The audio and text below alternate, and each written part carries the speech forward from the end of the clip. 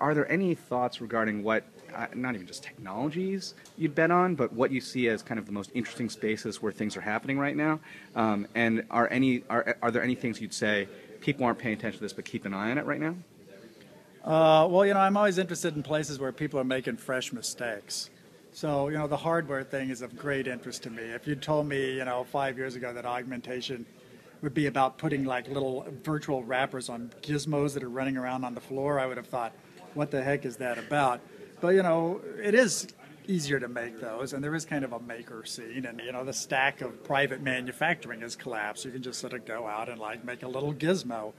Now, there are big areas of friction between the stacks and the open source crowd of guys in ateliers, but those areas are like always good places to watch. It's sort of like, where is it moving from question mark to rising star? Where is it moving from rising star to cash cow?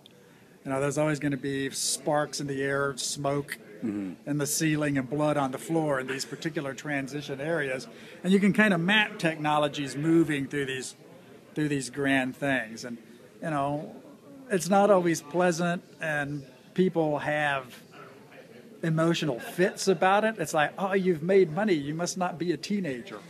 Okay, fine. It's like worrying too much about your little red tricycle. I had a little red tricycle, and now I'm 7, and I don't even fit on it. It's like the world is coming to an end. Rosebud. Rosebud. Yeah, you're in there sobbing uncontrollably. Given the Elon Musks and so forth, the world, Yes. for whom their little red tricycles are $50 million rockets and so forth. Yes.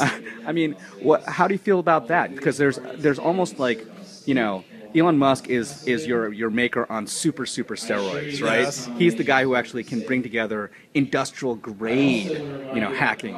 And Right. I mean, where do you think South by fits, and where do you think, for that matter, these industries fit in the space between these new moguls and the ground floor hacker and hacker maker types? Well, generally speaking, I'm anti-mogul because I think they suck up a lot of resources that would be better deployed just by having a prosperous middle class and people with somewhat more contentment. And I've lived in countries or seen places like Russia or Serbia that really are utterly dominated by moguls. They just took over, and things can get very bad. I mean, it's very anti-democratic. So politically and commercially, I'm very much against it. But on the other hand, we're living in a historical period where moguls are being bred right, left, and center, and it's not really their fault. I don't hold them personally to blame. I think, they're a social phenomenon which is very typical of our times. And, my favorite mogul used to be Jobs. I mean, he was so easy to write copy about, such just a notorious eccentric. Elon Musk, I get it, but, he's a little too Marvel comic book for me.